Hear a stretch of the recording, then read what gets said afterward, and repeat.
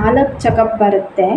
ಒಂದು 3 months, within 3 months ಒಳಗಡೆ as soon as pregnancy ಯಾವಾಗ ನಿಮಗೆ ಕನ್ಫರ್ಮ್ ಆಗುತ್ತೋ ಆವಾಗ ಹೋಗಬೇಕು. ಎಲ್ರಿಗೂ ನಮಸ್ಕಾರ. ಎಲ್ಲರೂ ಹೇಗಿದ್ದೀರಾ? ನಾನಂತೂ ಚೆನ್ನಾಗಿದ್ದೀನಿ, ನೀವು ಕೂಡ ಚೆನ್ನಾಗಿದ್ದೀರಾ ಅಂತ ಭಾವಿಸ್ತಾ ಇವತ್ತಿನ ವಿಡಿಯೋದಲ್ಲಿ ಇನ್ನೊಂದು ಆರೋಗ್ಯಕರವಾದ ಮಾಹಿತಿಯನ್ನು ಕೊಡೋದಕ್ಕೆ ಇಷ್ಟಪಡ್ತೀನಿ. ಈ ವಿಡಿಯೋದಲ್ಲಿ ನಾನು ಗರ್ಭಿಣಿಯರು ಎಷ್ಟು ಚೆಕಪ್ಗೆ ಹೋಗಬೇಕು, ಅಂದರೆ ಎಷ್ಟು ಸರಿ ಆರೋಗ್ಯ ತಪಾಸಣೆಗೆ ಅವರು ಆಸ್ಪತ್ರೆಗೆ ಹೋಗಬೇಕು, ಮತ್ತು ಚೆಕಪ್ ಬಂದು ಅವರು ಯಾವಾಗ ಪ್ರೆಗ್ನೆನ್ಸಿ ಕನ್ಫರ್ಮ್ ಆಗುತ್ತೆ, ಯೂರಿನ್ ಪ್ರೆಗ್ನೆನ್ಸಿ ಟೆಸ್ಟ್ ಯಾವಾಗ ಪಾಸಿಟಿವ್ ಬರುತ್ತೆ, ಅಥವಾ ಅವ್ರದ್ದು ಲಾಸ್ಟ್ ಮೆನ್ಸ್ಟ್ರುವಲ್ ಪೀರಿಯಡ್ ಅಂದರೆ LMP ಡೇಟ್ ನವಂಬರ್ 20 ಇದೆ ಅಂತ ಹೇಳಿದ್ರೆ ಅವರು ಡಿಸೆಂಬರ್ 20 ಆಗಿದೆ, ಅದಾದಮೇಲೆ ಇನ್ನೂ 5 ಡೇಸ್ ಆಗುತ್ತೆ, 25 ಆದ್ರೂ ಅವರು ಮುಟ್ಟಾಗಿರೋದಿಲ್ಲ. ಆವಾಗ ಅವರು ಎಮರ್ಜೆನ್ಸಿಗೆ ಅಂತ ಬೇಕಾದರೆ ತಾವೇನೇ ಸ್ವತಃ ಮನೆಯಲ್ಲೇ ಯೂರಿನ್ ಪ್ರೆಗ್ನೆನ್ಸಿ ಕಿಟ್ ಇವಾಗ ಎಲ್ಲ ಮೆಡಿಕಲಲ್ಲೂ ಅವೈಲಬಲ್ ಇದೆ, ತಗೊಬಂದು ಮನೆಯಲ್ಲೇ ಚೆಕ್ ಮಾಡಿಕೊಂಡು ಅದು ಡಬಲ್ ಲೈನ್ ಬಂತು ಅಂದರೆ ಪಾಸಿಟಿವ್ ಅಂತ ಆಗಿರುತ್ತೆ, ಪ್ರೆಗ್ನೆನ್ಸಿ ಕನ್ಫರ್ಮ್ ಆಗಿರುತ್ತೆ. ಸಿಂಗಲ್ ಲೈನ್ ಬಂತು ಅಂದರೆ ಪ್ರೆಗ್ನೆನ್ಸಿ ಕನ್ಫರ್ಮ್ ಆಗಿರೋದಿಲ್ಲ. ಆವಾಗ ಇನ್ನೂ ಒಂದು ವಾರ ನೀವು ವೆಯ್ಟ್ ಮಾಡ್ಬೋದು, ಮನೇಲೇ ಇನ್ನೂ ಒಂದು ವಾರ ವೆಯ್ಟ್ ಮಾಡಿ ನೆಕ್ಸ್ಟ್ ಇನ್ನೊಂದು ಪ್ರೆಗ್ನೆನ್ಸಿ ಟೆಸ್ಟ್ ಮಾಡಿ, ಇನ್ನೊಂದು UPT ಕಿಟ್ಟನ್ನು ತಗೊಬಂದು ಮನೆಯಲ್ಲೇ ಯೂರಿನ್ ಪ್ರೆಗ್ನೆನ್ಸಿ ಟೆಸ್ಟನ್ನು ಮಾಡಿ ಆವಾಗಲೂ ಕೂಡ ಸಿಂಗಲ್ ಲೈನ್ ಬಂತು ಅಂದರೆ ಪ್ರೆಗ್ನೆನ್ಸಿ ಕನ್ಫರ್ಮ್ ಆಗಿಲ್ಲ, ಡಬಲ್ ಲೈನ್ ಬಂತು ಅಂದರೆ ಪ್ರೆಗ್ನೆನ್ಸಿ ಕನ್ಫರ್ಮ್ ಆಗಿರುತ್ತೆ. ಆವಾಗ ನೀವು ಡಾಕ್ಟರ್ ಹತ್ರ ಹೋಗಿ, ವೈದ್ಯರ ಹತ್ರ ಹೋಗಿ ಡಬಲ್ ಲೈನ್ ಇದ್ದರೆ ಹಿಂಗಿದೆ ಅಂತ ಹೇಳಬೇಕು, ಇಲ್ಲಾಂದರೆ ಸಿಂಗಲ್ ಲೈನ್ ಇದೆ ಅಂತ ಹೇಳಬೇಕು. ಸಿಂಗಲ್ ಲೈನ್ ಏನಾದರೂ ಇದೆ ಅಂತಂದರೆ ನಿಮಗೆ ಯಾಕೆ ಮುಟ್ಟಾಗಿಲ್ಲ ಕರೆಕ್ಟಾಗಿ ತಿಂಗಳಿಗೆ ಅಂತ ಹೇಳಿ ಡಾಕ್ಟ್ರು ಪರೀಕ್ಷೆ ಮಾಡಿ ನೋಡ್ತಾರೆ. ಸ್ಕ್ಯಾನಿಂಗ್ ಆಗಿರ್ಬೋದು, ಬ್ಲಡ್ ಟೆಸ್ಟ್ ಆಗಿರ್ಬೋದು, ಅವ್ರದ್ದು ಏನಿದೆ ಪ್ರೋಟೋಕಾಲ್ ಅದನ್ನು ಮಾಡಿ ನಿಮಗೆ ಸಜೆಷನನ್ನು ಕೊಡ್ತಾರೆ.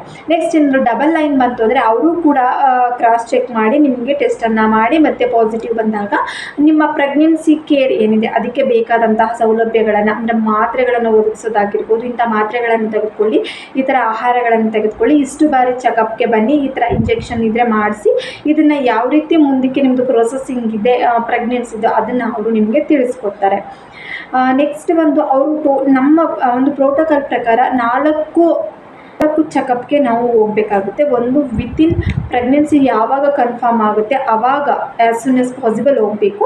ವಿತಿನ್ 3 ಮಂತ್ಸ್ ಅಂದರೆ ವಿತಿನ್ 12 ವೀಕ್ಸ್ ಒಳಗಡೆ ನಾವು ಹೋಗಿ ಮೊದಲ ಚೆಕಪ್ಪನ್ನು ಮಾಡಿಸ್ಕೋಬೇಕು. ವ್ಯಾಕ್ಸಿನನ್ನು ಕೂಡ ಕೊಡ್ತಾರೆ. ಅಕಸ್ಮಾತ್ ಏನಾದರೂ ಮದರ್ಗೆ ಏನಾದರೂ ತೊಂದರೆ ಇದ್ದರೆ ಆಲ್ಟರ್ನೇಟ್ ಡೇಸ್ ಮಾಡಿ ನೆಕ್ಸ್ಟ್ ಕೂಡ TD ವ್ಯಾಕ್ಸಿನನ್ನು ಕೊಡುವಂಥ ಚಾನ್ಸಸ್ ಇರುತ್ತೆ ಕೆಲವೊಬ್ಬರಿಗೆ. ನೆಕ್ಸ್ಟ್ ಫಸ್ಟ್ 3 ಮಂತ್ಸಲ್ಲಿ ಪ್ಲೇನ್ ಫೋಲಿಕ್ ಆ್ಯಸಿಡ್ ಟ್ಯಾಬ್ಲೆಟನ್ನು ನಿಮಗೆ ಕೊಡ್ತಾರೆ. ಮಗುವಿನ ಬ್ರೈನ್ ಡೆವಲಪ್ಮೆಂಟು ಮತ್ತು ಮೂಳೆಗಳ ಬೆಳವಣಿಗೆಗೆ, ಬುದ್ಧಿಮಾಂದ್ಯತೆ ಮುಂದೆ ಆಗದೆ ಇರಲಿ ಅನ್ನೋದಕ್ಕೋಸ್ಕರ ಮಾತ್ರೆಗಳನ್ನು ಕೊಡ್ತಾರೆ. ತಾಯಿಗೆ ರಕ್ತಹೀನತೆ ಆಗಬಾರ್ದು ಅನ್ನೋದಕ್ಕೋಸ್ಕರನೂ ಕೂಡ ಮಾತ್ರೆಗಳನ್ನು ಕೊಡ್ತಾರೆ. ಮತ್ತು ಈ ಒಂದು 3 ತಿಂಗಳ ಅವಧಿ ಏನಿದೆ ಈ ಅವಧಿಯಲ್ಲಿ ಅಬಾರ್ಷನ್ಗಳಾಗೋ ಚಾನ್ಸಸ್ ತುಂಬ ಇರುತ್ತೆ. ಅದರಿಂದ ಟ್ರಾವೆಲಿಂಗನ್ನು ಅವಾಯ್ಡ್ ಮಾಡಿ ಯಾವ ರೀತಿ ಒಂದು ಆ 3 ತಿಂಗಳ ಒಳಗೆ ಯಾವ ರೀತಿ ಒಂದು ನೀವು ಕೇರ್ ತಗೋಬೇಕು ಅನ್ನೋದನ್ನು ಕೂಡ ನಿಮಗೆ ತಿಳಿಸ್ಕೊಡ್ತಾರೆ. ಹಾಗೆ ಸ್ಕ್ಯಾನಿಂಗ್ ಮಾಡಿ ಮಗುವಿನ ಹಾರ್ಟ್ ಬೀಟ್, ಹೃದಯ ಬಡಿತ ಕೂಡ ಬಂದಿದೆಯಾ, ಮಗು ಕರೆಕ್ಟಾಗಿ ಡೆವಲಪ್ ಆಗಿದೆಯಾ, ಮಗು ಕರೆಕ್ಟಾಗಿ ಗರ್ಭಕೋಶದಲ್ಲೇ ಇದೆಯಾ ಅಥವಾ ಟ್ಯೂಬಲಲ್ಲಿ ಏನಾದರೂ ಇದೆಯಾ. ಈಗ ಫಾರ್ ಎಕ್ಸಾಂಪಲ್ ಟ್ಯೂಬಲ್ ಪ್ರೆಗ್ನೆನ್ಸಿ ಆಗೋ ಚಾನ್ಸಸ್ ತುಂಬ ಇದೆ. ಅದರಿಂದ ಮತ್ತು ಟ್ವಿನ್ಸ್ ಬೇಬಿ ಏನಾದರೂ ಇದೆಯಾ, ಮಲ್ಟಿಪಲ್ ಫೀಟಸ್ ಏನಾದರೂ ಇದೆಯಾ ಅಂತ ಚೆಕ್ ಮಾಡೋದಕ್ಕೋಸ್ಕರ 3 ತಿಂಗಳ ಒಳಗಡೆ ಮೊದಲನೇ ಸ್ಕ್ಯಾನಿಂಗನ್ನು ಮಾಡಿಸಿ ಮೊದಲನೇ ಚೆಕಪ್ಪನ್ನು ಮಾಡ್ತಾರೆ. ಎರಡನೇ ಚೆಕಪ್ ಬಂದು 14 to 26 ವೀಕ್ಸ್ ಒಳಗಡೆ 1 or 2 ವೀಕ್ಸ್ ಆ ಕಡೆ ಈ ಕಡೆ ಹೋಗ್ಬೋದು. ಆ ವೀಕ್ಸಲ್ಲಿ ಮಾಡ್ತಾರೆ. ಏನಕ್ಕೆ ಅಂದರೆ ಈ ಸಮಯದಲ್ಲಿ ಮಗುವಿನ ಒಂದು ಫೀಟಲ್ ಗ್ರೋತ್ ಹೇಗಿದೆ, ಮಗು ಚೆನ್ನಾಗಿ ಬೆಳವಣಿಗೆ ಆಗ್ತಾ ಇದೆಯಾ, ಮಗುಗೆ ಹಾರ್ಟ್ ಬೀಟ್ ಎಲ್ಲ ಕರೆಕ್ಟಾಗಿದೆಯಾ, ಹಾರ್ಟ್ ಬೀಟ್ ಎಲ್ಲ ಚೆನ್ನಾಗಿ ಬರ್ತಾ ಇದೆಯಾ, ಮತ್ತು ಡಬಲ್ ಮಾರ್ಕರ್ ಅಂತ ಬ್ಲಡ್ ಟೆಸ್ಟ್ ಎಲ್ಲ ಮಾಡಿಸ್ತಾರೆ.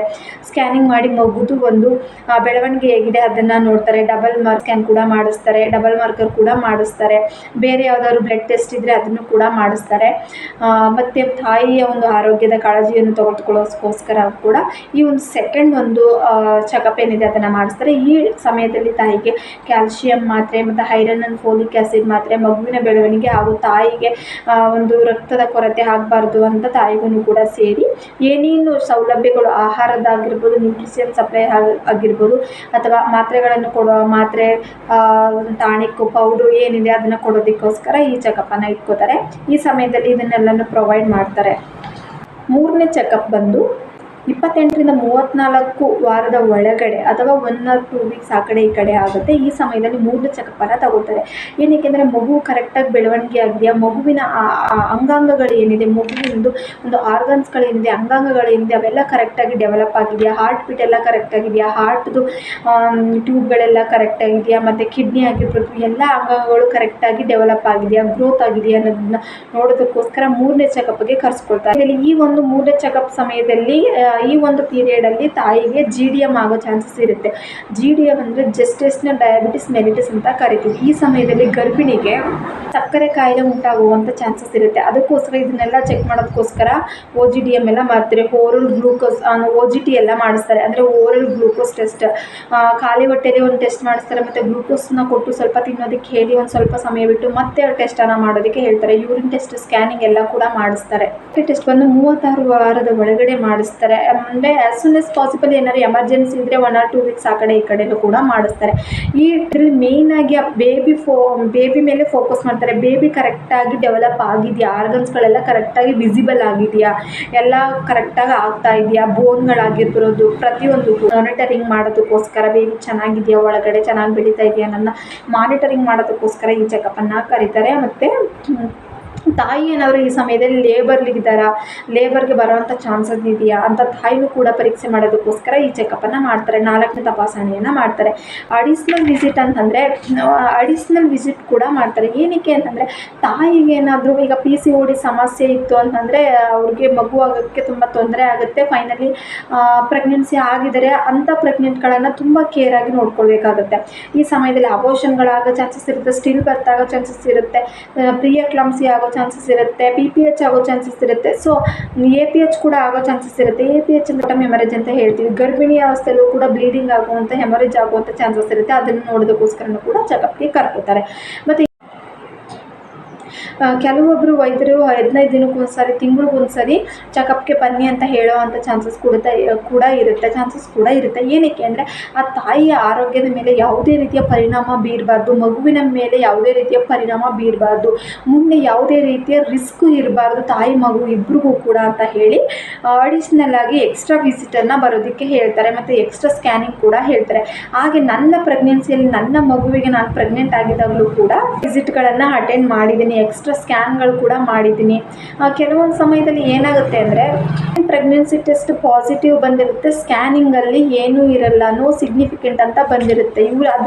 ಆದರೆ ಯೂರಿನ್ ಪ್ರೆಗ್ನೆನ್ಸಿ ಬಂದು ಪಾಸಿಟಿವ್ ಇರುತ್ತೆ, ಸ್ಕ್ಯಾನಿಂಗಲ್ಲಿ ದೇರ್ ಇಸ್ ನೋ ಸಿಗ್ನಿಫಿಕೆಂಟ್ ಅಂತ ಬಂದಿರುತ್ತೆ, ಏನೂ ಇರಲ್ಲ ಸ್ಕ್ಯಾನಿಂಗಲ್ಲಿ, ಪ್ರೆಗ್ನೆನ್ಸಿ ಇಲ್ಲ ಅಂತ ಬಂದಿರುತ್ತೆ.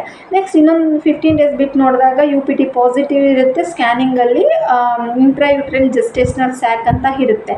ಬಟ್ ನೆಕ್ಸ್ಟ್ ಹಾರ್ಟ್ ಬೀಟ್ ಬಂದಿರಲ್ಲ. ಬಟ್ ನೆಕ್ಸ್ಟ್ ಇನ್ನೊಂದು 15 ಡೇಸ್ ಬಿಟ್ಟು ಮಾಡಿಸಿದಾಗ ಹಾರ್ಟ್ ಬೀಟು ಕೂಡ ಬಂದಿರುತ್ತೆ, ಎಲ್ಲ ಚೆನ್ನಾಗಿರುತ್ತೆ. ಸೊ ಆವಾಗ LNPಗೂ ಹಾರ್ಟ್ ಬೀಟ್ ಬಂದಿರೋ ಡೇಟ್ಗೂ ಹತ್ತತ್ರ 1.5 ಮಂತಿಂದ 2 ಮಂತ್ ವೇರಿಯೇಷನ್ ಇರುತ್ತೆ. ಇದರಿಂದ ಡೆಲಿವರಿ ಆಗೋ ಸಮಯದಲ್ಲಿ ಡೆಲಿವರಿ ಡೇಟನ್ನು ಸ್ವಲ್ಪ ಕ್ಯಾಲ್ಕುಲೇಟ್ ಮಾಡೋದು ತುಂಬಾ ಕಷ್ಟ ಆಗುತ್ತೆ ಅಂತ ಹೇಳ್ತಾ, ಯಾರಿಗೆಲ್ಲ ಈ ಮಾಹಿತಿ ಇಷ್ಟ ಆಯಿತು ಹಾಗೆ ಇದೇ ರೀತಿಯ ಆರೋಗ್ಯಕರವಾದ ಮಾಹಿತಿಗಳಿಗಾಗಿ ನನ್ನ ಚಾನಲ್ನ ಸಬ್ಸ್ಕ್ರೈಬ್ ಮಾಡಿ, ಹಾಗೆ ಬೆಲ್ ಐಕನ್ ಕೂಡ ಪ್ರೆಸ್ ಮಾಡಿ ಅಂತ ಹೇಳ್ತಾ ಎಲ್ಲರಿಗೂ